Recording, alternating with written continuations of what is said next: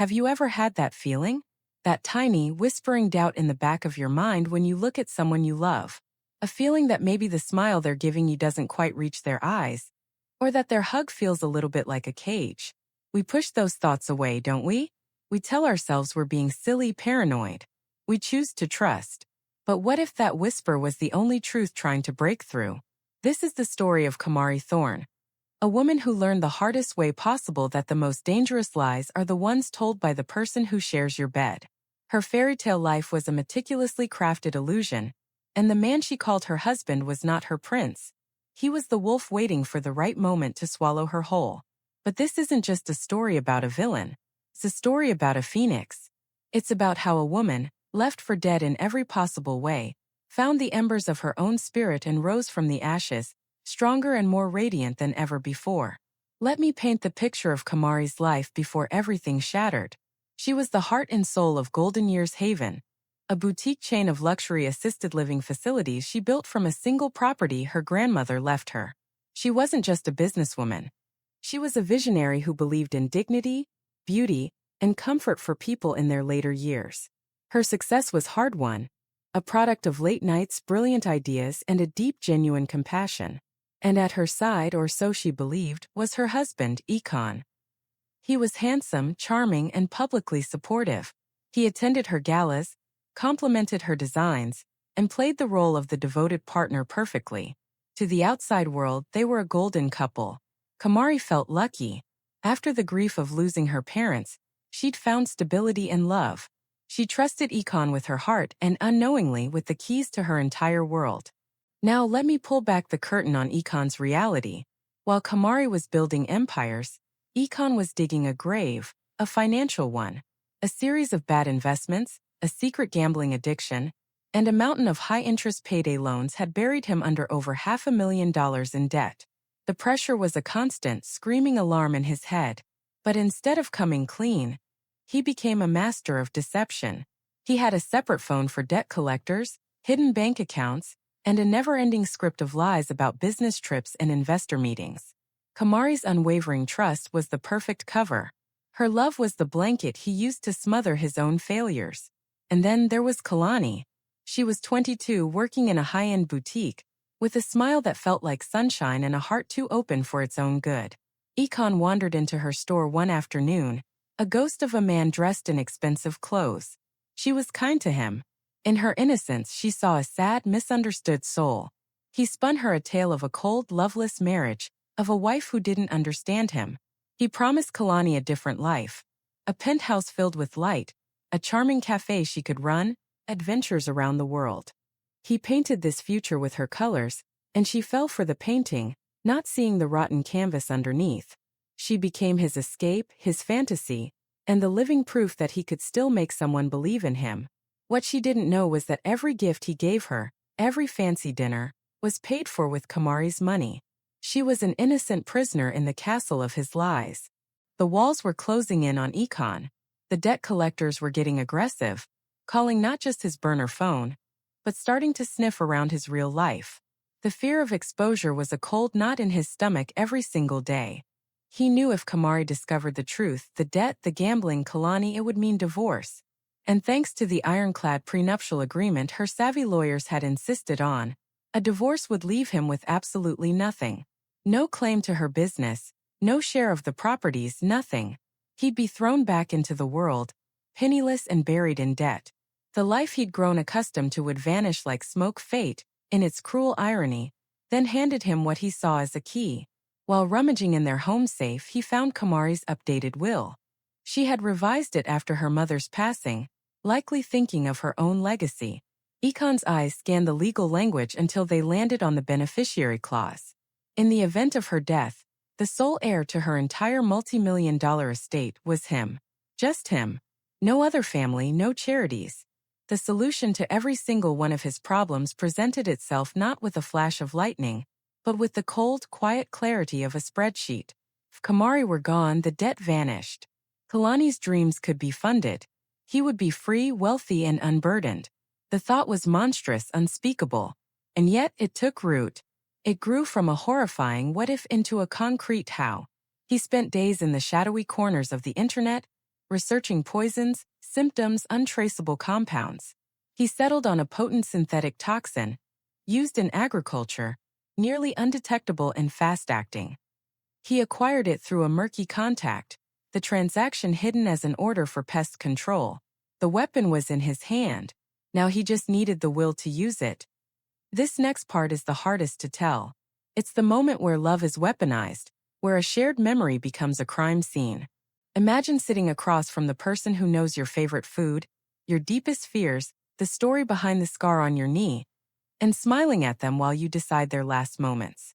This is where Econ crossed a line from which there is no return, believing the grass was greener on the other side. He didn't know it was astroturf over a burial plot. He planned it all with a chilling precision. He invited Kamari to the Gilded Marlin, the waterfront restaurant that was their place. They'd celebrated her first facilities opening there, their anniversaries. Kamari was delighted. She saw it as a rekindling, a sign that amidst their busy lives, they were still choosing each other. She dressed with care in a gorgeous plum-colored silk dress, her hair braided into an elegant crown. She looked at him that night with so much open, tender affection that it almost broke his resolve. Almost. But then he saw the phantom numbers of his debt floating in the air behind her, and he felt the weight of the vial in his jacket pocket. The moment of weakness passed, frozen solid by his desperation. The dinner was a masterpiece of normalcy. They ate exquisite food. They talked. Kamari, glowing, shared her excitement about a new sustainable design for her next facility. Econ nodded, laughed in the right places, and died a little inside with every minute that passed. When Kamari excused herself to the ladies' room, the world narrowed to a single point, her wine glass. His heart hammered against his ribs like a trapped bird. A furtive glance confirmed the waiter was distracted. In one smooth, terrible motion, he pulled out the vial, emptied its clear, odorless contents into the deep red wine, and slipped the glass back into his pocket. He gave the glass a gentle swirl, watching the poison disappear. The deed was done. Kamari returned, her smile softening. "You know," she said, reaching for that very glass, "however crazy work gets, we need to remember this. Just us." She raised it. "To us, Econ. To always finding our way back." The clink of their glasses was the loudest sound he'd ever heard. "To us," he echoed, the words like sand in his throat. He watched, a prisoner in his own body, as she took a long, trusting sip of her own death sentence. The wait was an eternity. 20 minutes. 30. She finished the wine, continued chatting. Then the first sign. A slight pallor washed over her golden-brown skin. A delicate frown creased her forehead. "Kamari? You okay?" he asked, layering his voice with a convincing concern. I don't know," she murmured, rubbing her temple. "A sudden headache. And everything feels spinny. That wine must have been stronger than I thought." The performance began. "Let's get you some fresh air," he said, swiftly calling for the check. He paid with her platinum card, his hand steady, his mind already miles ahead. Outside, the night air was cool, but it offered no relief. Kamari clung to his arm, her steps becoming unsteady. "Econ, I really don't feel well," she whispered, her voice thin. "It's my stomach. It's cramping badly." He bundled her into the passenger seat with a show of tender care, buckling her in. "Just hang on, honey. I'm taking you to the emergency room right now." He pulled away from the glittering restaurant, but 10 minutes later, he turned off the bright, familiar highway onto a dark, winding service road that snaked deep into the state forest preserve. "Econ, where are we going?" Kamari slurred, confusion and fear cutting through the poison's haze. "This isn't the way to the hospital." "I know," he said. And just like that, all the warmth, all the pretense drained from his voice. It was flat, hollow, final. He drove until the trees formed a solid wall of darkness, swallowing the moon. He killed the engine and the headlights. The silence was profound and heavy, broken only by Kamari's ragged, struggling breaths. He turned to look at her. In the faint, ghostly green glow of the dashboard lights, her face was a heartbreaking canvas of confusion and dawning unimaginable horror. "I poisoned your wine, Kamari," he stated, the words clinical, devoid of any emotion. "You have about 30 minutes left. Maybe less. Get out of the car." The sound she made was a choked gulp, a sob trapped in a closing throat. What? No, you're joking. This is a sick joke, Econ. Please. Her hands fluttered weakly toward him. I have never been more serious. He got out, walked around, and yanked her door open.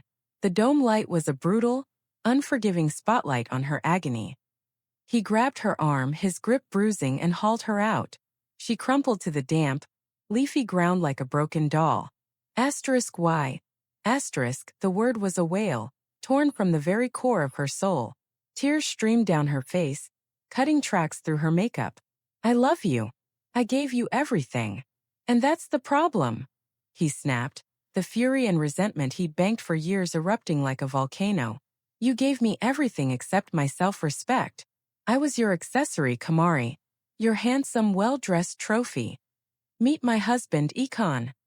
He mimicked, his voice a cruel, high-pitched parody of hers. Your fancy friends, your board members, they all snickered behind my back. The gold digger. The kept man. And you never once shut it down. You loved having me as your beautiful, dependent pet. She tried to push herself up, but her arms buckled beneath her. That's not true. I respected you. I admired you. You admired what I represented. He spat, crouching down so his face was inches from hers. His breath smelled of the expensive wine and his own bitterness. A stable home front. A charming +1 for events. But my ideas, my ambitions? You never saw me as an equal.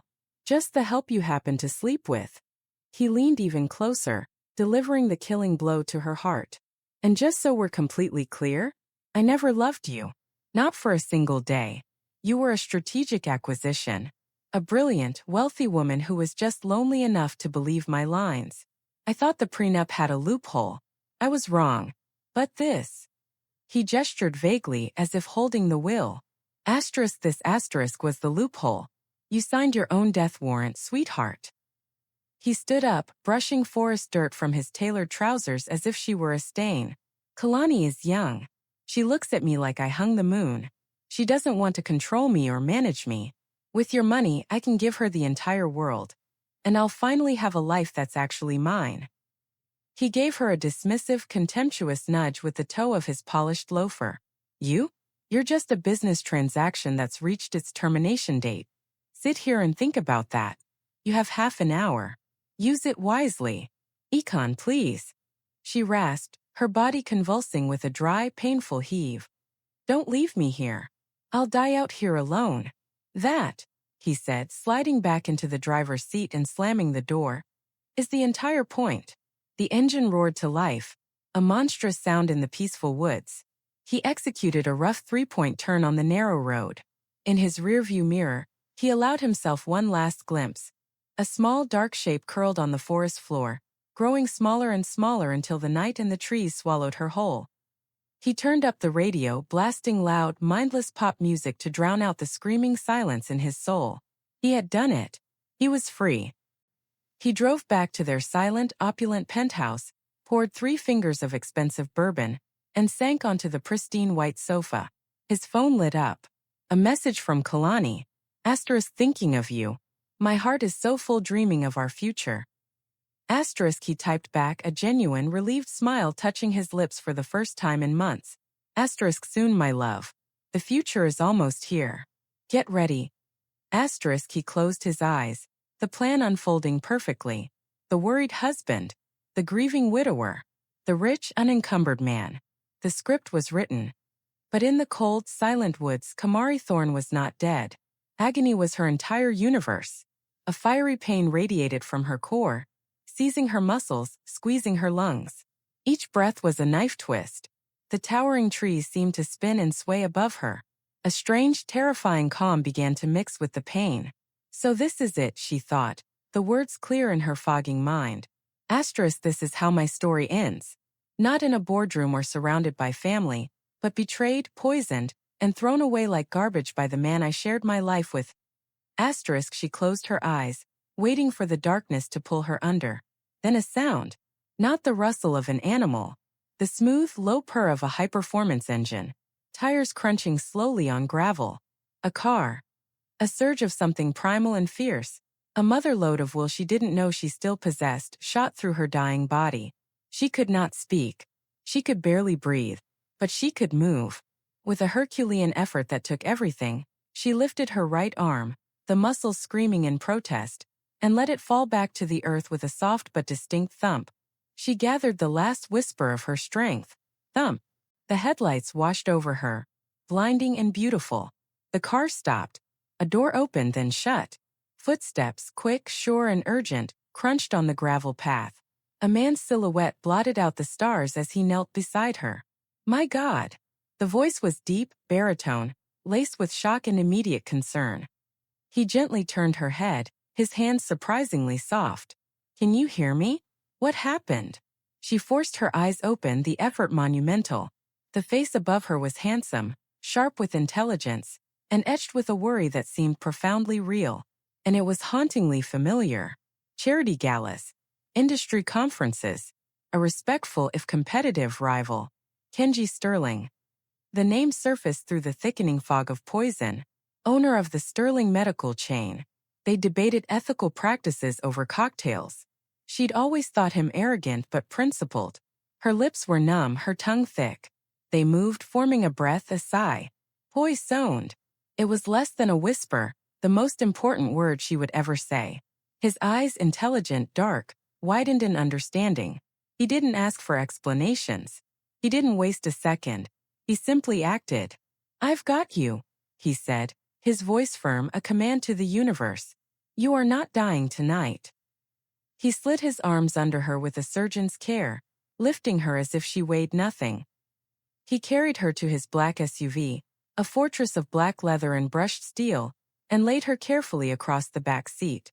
As he slammed the door and sprinted to the driver's seat, he was already calling, his voice cutting through the night with calm authority. Mother, it's Kenji. I have a critical acute poisoning. Female mid-30s. Symptoms suggest a thiophosphate compound. I need the isolation suite prepped for gastric lavage and full toxicology. Have Langston ready with the antagonist for push. We're 15 minutes out. The world dissolved into a blur of motion, blinding white lights, and the urgent, clipped voices of people fighting for her. Faces swam above her. A severe, silver-haired woman with piercing eyes that missed nothing. Aurelia Sterling, a legendary toxicologist. A calm, efficient man with steady hands. Dr. Langston Pierce, the clinic director. They became a well-oiled machine around her broken body. Get that line in now. Stomach contents for analysis, stat. Her blood pressure is crashing. Push the fluids. The physical pain was an all-consuming fire, but it was a fight now, not a slow, lonely surrender. They were fighting with her. Hours later, the internal storm began to quiet. The fire receded to a dull, aching roar. Kamari floated in a haze of exhaustion and potent medication. Aurelia Sterling's face appeared in her blurry vision, the severe lines softened by what might have been a faint smile of triumph. The worst is over, Kamari, she said, her voice crisp but not unkind. The antidote is binding. Your body is responding. You are one exceptionally fortunate woman. 10 minutes later on that road, and we would be having a very different conversation. Tears, hot, silent tears of sheer, overwhelming, life-affirming relief, seeped from beneath Kamari's closed eyelids and traced paths down her temples into her hair. She was alive. The monster's plan had failed. The ground had not been where he expected. Kenji visited her in the sterile, quiet safety of the private recovery room. He held a cup of water with a bendy straw. Slow, small sips, he instructed, his earlier intensity replaced by a watchful, protective calm.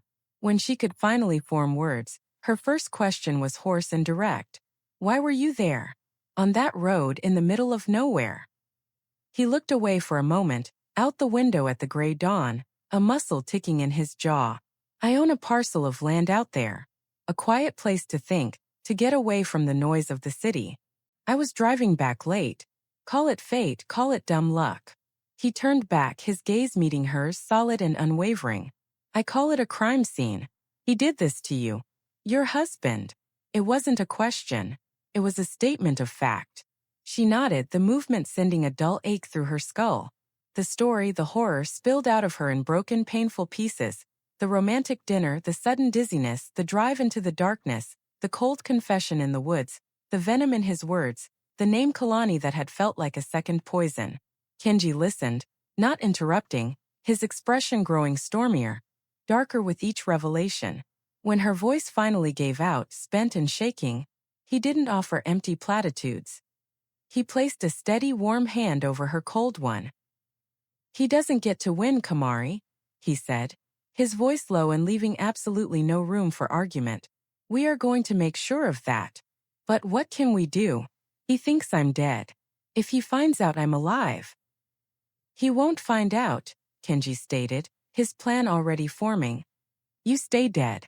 For now." He explained he had resources, discretion, and a deep, personal hatred for injustice. He would contact the one person in the city's justice system he trusted implicitly, Detective Amara Vance, a woman known for her razor-sharp mind and unshakable integrity. Together, they would build an inescapable cage of evidence. And then they would spring the trap when Ikon was most confident, most vulnerable. While Kamari began the slow, painful journey of healing her body and her shattered spirit, Kenji and his network swung into silent, efficient action. His tech-savvy assistant, Igor, dove into the digital shadows, retrieving Ikon's complete financial autopsy. The staggering debts, the betting histories, the secret accounts.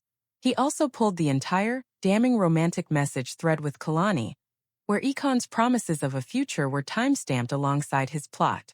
Detective Vance, brought into their circle of trust, used her official authority to secure the high-definition security footage from the Gilded Marlin. The video was crystal clear, chilling in its banality. The furtive glance, the small vial, the quick pour into the glass, the casual swirl. It was a silent, high-definition confession. Aurelia Sterling's detailed, irrefutable medical report provided the physical scientific proof, the specific toxin isolated in Kamari's bloodstream, its source, its lethality, all documented with cold, clinical precision. Kamari's own will, the motive laid bare, was added to the growing file. They also found Kalani. Detective Vance, with Kalani's worried mother Sandra, gently sat the young woman down and revealed the horrific truth. The girl's world imploded. The man she loved was a would-be murderer who had used her as a prop in his deadly play. But from the wreckage of her heartbreak emerged a determined, remorseful witness. She was willing to testify, to share the messages where Ikon promised her a new life, as soon as he handled things with his wife. The plan they devised was elegant and in its own way, brutally poetic. They would give Ikon all the rope he needed to hang himself with his own greed.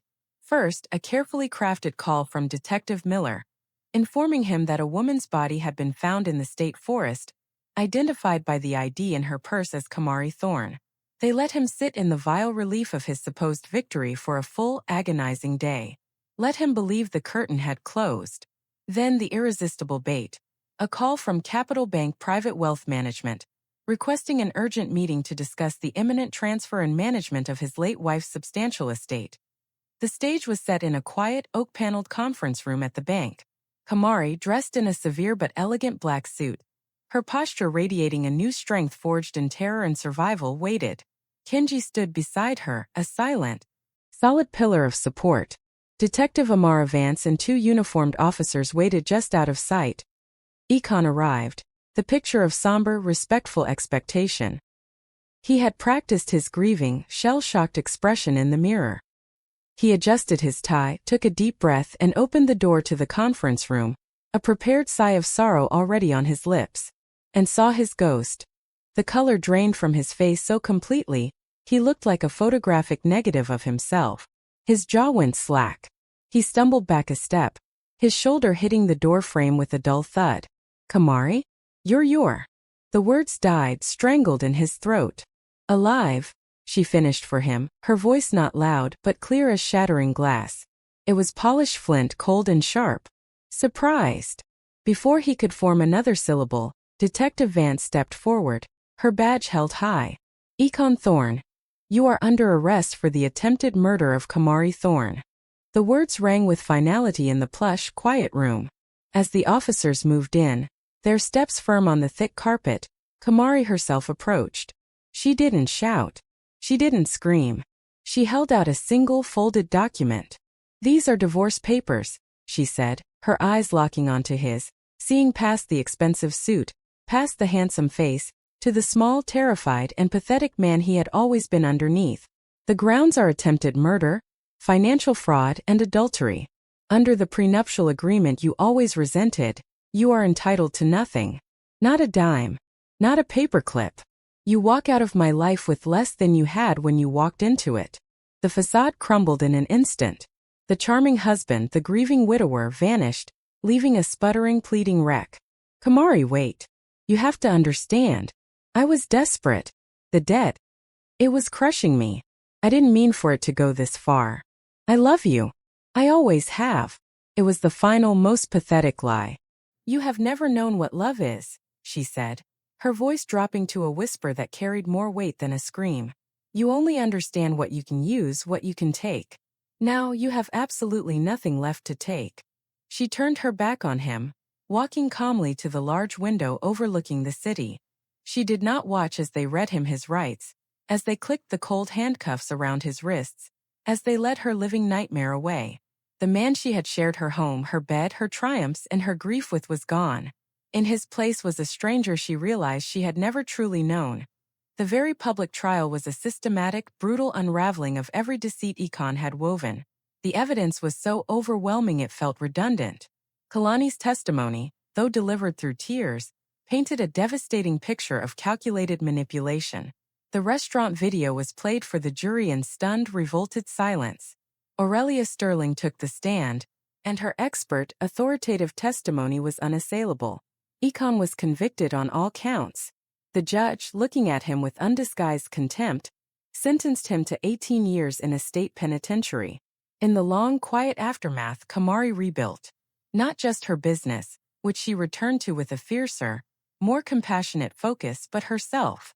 The kindness, patience, and unwavering support she found in Kenji became the new solid foundation of her life. What began as a debt of gratitude and a partnership of necessity slowly, organically, grew into a deep friendship. They spent long evenings talking, not about strategy or evidence, but about books, art, childhood memories, hopes. He saw the scars, both visible and hidden, and never once made her feel broken for having them. He asked for nothing but her honesty. Their relationship became a quiet, powerful love, built brick by brick on transparency, mutual respect, and the profound peace of being truly seen. A year after the trial, on a sun-drenched terrace filled with the scent of blooming jasmine, Kenji asked her to marry him. There were no grand, sweeping promises that couldn't be kept. Just a simple question, a vulnerable hope in his eyes, and a lifetime of earned trust between them. She said yes. Today, Kamari Thornsterling sits in the dappled sunlight of their backyard garden, watching her young daughter, Imani, chase bright yellow butterflies. The name carefully chosen means faith. Faith in justice, however delayed. Faith in her own resilience. Faith that after the deepest winter, a spring can still come. The scars are still there, the memory of the cold forest floor, the ghostly taste of the wine, the sound of a car engine fading into the distance. They are a part of her history, etched into her soul, but they are not the whole of her story. She looks at her daughter's laughing, innocent face, feels the warm, steady weight of her husband's hand on her shoulder, and breathes in the sweet, safe air. She knows a profound truth, hard-won and precious. The deepest, most inescapable prisons aren't made of stone and iron bars. They are built from lies, from betrayal, from the trust you placed in the wrong hands. But the key is never found in vengeance or in living in the past. The key is forged in the courage to survive the unthinkable. It is tempered in the strength to rebuild piece by piece, even when you feel you have nothing left. And it is polished by the terrifying, beautiful faith to slowly, carefully, open your heart again, even when every instinct screams at you to lock it away forever. Her story is not a tragedy. It is not a victim's tale. It is a survivor's anthem. And her life, once merely a beautiful hollow set for someone else's dark drama, is now powerfully, authentically, and completely her own masterpiece. And that, my friends, brings us to the end of Kamari's journey. What a roller coaster of emotions, right? From the deepest betrayal to the most hard-won peace. It makes you think about trust, about the masks people wear, and about the incredible strength we can find inside ourselves when we have no other choice. I'd love to hear what you thought. What part hit you the hardest? Do you think Kamari's response was right? Could you have found the strength to trust again like she did? Pour your thoughts into the comments below. I read every single one and I love talking with you all. If this story moved you, if it kept you on the edge of your seat, please do me a huge favor and hit that like button. Tells me these are the kinds of stories you want to hear, and it helps this channel grow more than you know. And if you're not already part of our storytelling family, please consider subscribing and ringing that notification bell. I share new, gripping stories like this every week, and I would hate for you to miss the next one. Thank you, from the bottom of my heart, for listening, for sharing this time with me. Remember, no matter what you're facing, your story isn't over until you say it is. Be kind to yourselves. I'll see you in the next story. Bye for now.